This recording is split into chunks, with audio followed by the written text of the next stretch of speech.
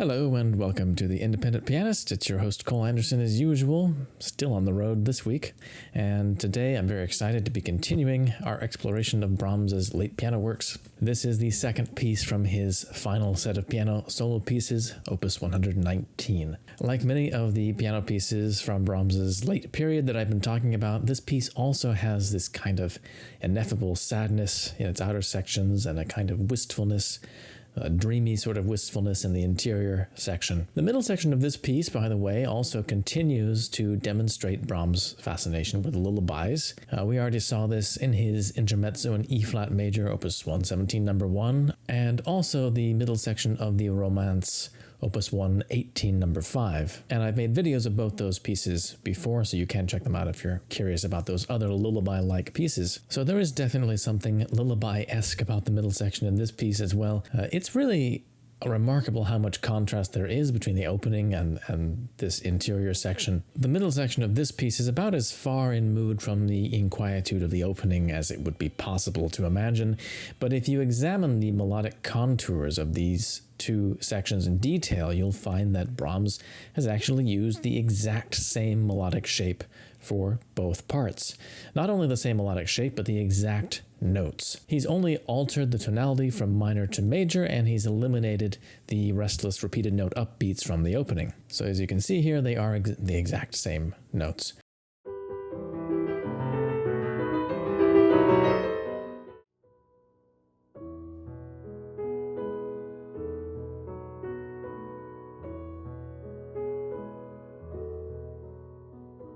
After this opening phrase, Brahms does lead the middle section in a different direction, so he doesn't continue to imitate the exact same melodic shape, but this subtle melodic connection between the two parts of the piece creates a kind of bridge psychologically between the two sections in what otherwise, they would seem to belong to two completely different worlds.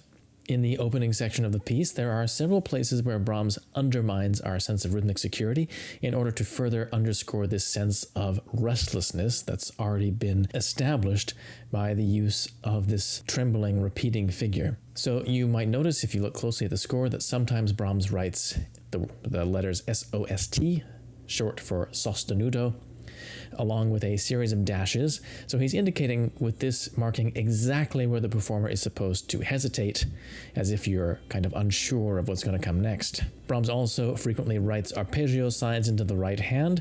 In this kind of very precisely written rhythmic texture, these arpeggios obscure the rhythmic clarity. They give kind of an improvisational flair to the whole texture. At the high point, the climax point of the opening section, Brahms combines the two techniques along with a sudden increase in sound. So he writes for the music to be sustained, and he also uses arpeggio figures in the right hand, along with a big crescendo and thickening of the texture, and this creates a very startling high point.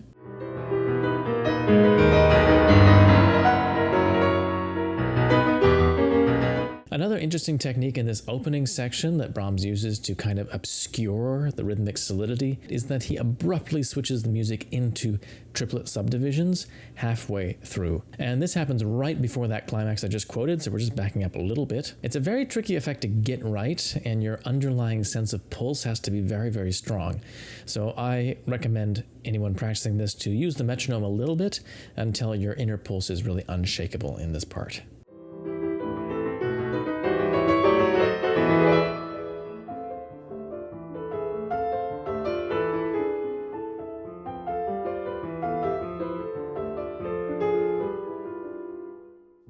Another lovely detail of voice leading, which performers often miss, is the way that the tenor voice leaps up above the alto voice towards the end of this opening section, right here. It's a beautiful moment, and I think that it should be highlighted. The performer should try to bring that line out. It's a lovely three-dimensional kind of effect. So let's have a couple of examples here. Here's what it sounds like if you don't make any attempt to bring the voice out.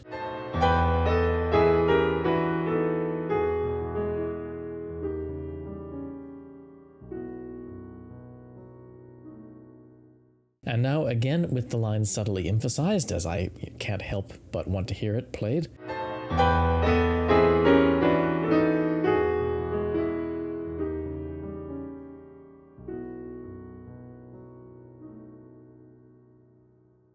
So there you have it. You can make a decision for yourself if you're practicing this piece.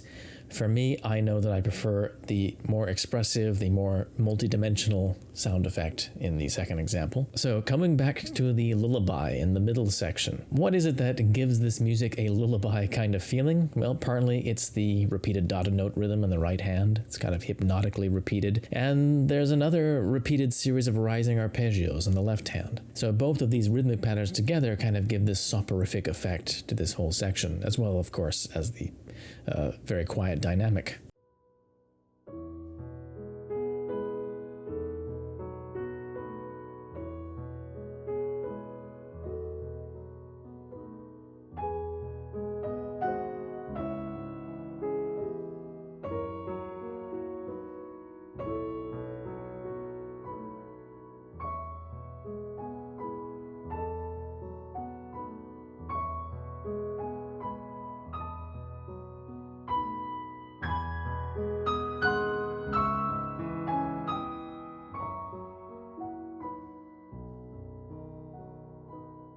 In the second half of this middle part, Brahms lets the texture become a little bit more complex. The left and right hand parts start to intertwine in a very imaginative way.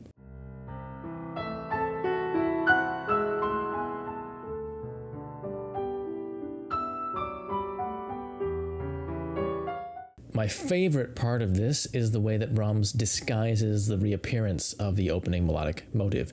So towards the end of this middle section, that opening motive, which we heard at the very beginning of the piece and then transformed into the major key at the start of the lullaby, comes back again, but we're almost not aware that it's happened.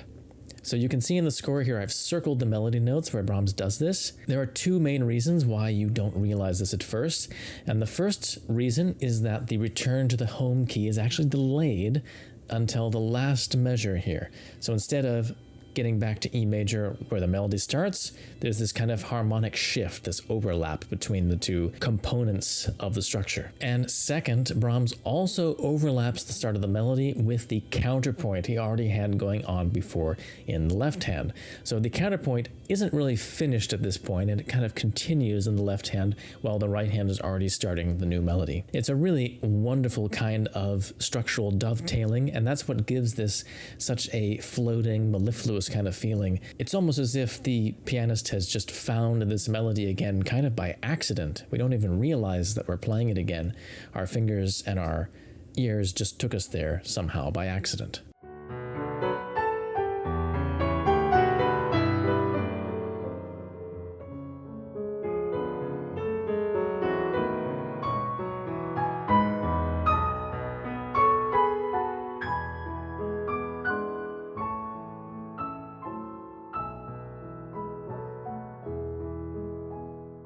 So there isn't that much more to say about this piece. I only want to mention one more little performance point for anyone who might be learning this piece. Brahms writes a short transition at the end of the middle part, which he reuses at the end of the piece as a coda. And in this coda, Brahms writes only one harmony. It's an E major chord. It's being arpeggiated in the left hand, and then we have figuration, which is kind of reminiscent of the lullaby idea in the right hand. And it would be possible to play this entire transition or the entire coda in basically one pedal all the way through to the end, or at least you wouldn't have to change your pedal that often. You could get a very lovely kind of romantic wash of sound that way, and many performers actually do exactly this. But I think it's really fascinating if you look closely at what Brahms asks for in his notation, which is exactly the opposite. He carefully marks a pedal change for every single measure so that the sound can't build up in this kind of romantic, washed out way. Instead, we retain this kind of clarity and purity and precision in the sound in this passage. And he even marks, as you can see, two pedal markings in the last measure. This is a marking which is definitely usually ignored, so that the last notes we hear are only the 6 notes that the pianist is actually holding down with their fingers. So there's a wonderful kind of, again, clarity and precision to this sound, a kind of purity of expression. And it's a wonderful example of this kind of classical streak that's underlying Brahms's aesthetic in even his most romantic pieces.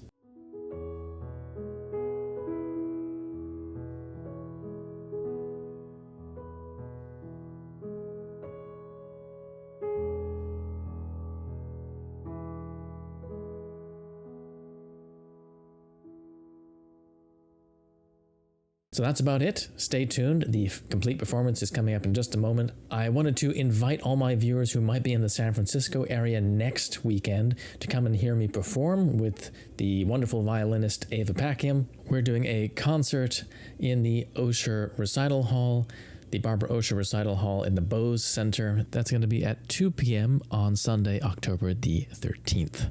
Free and open to the public. You just have to sign in at the desk and you go up to the 11th floor. It's a wonderful concert venue with big glass windows looking out on the city. Absolutely beautiful space. We're playing a very interesting program. We're starting out with Bach's E major sonata for violin and keyboard, BWV 1016, followed by Schubert's somewhat rarely heard Rondo in B minor, which is a real tour de force of virtuoso piece for both the violin and the piano.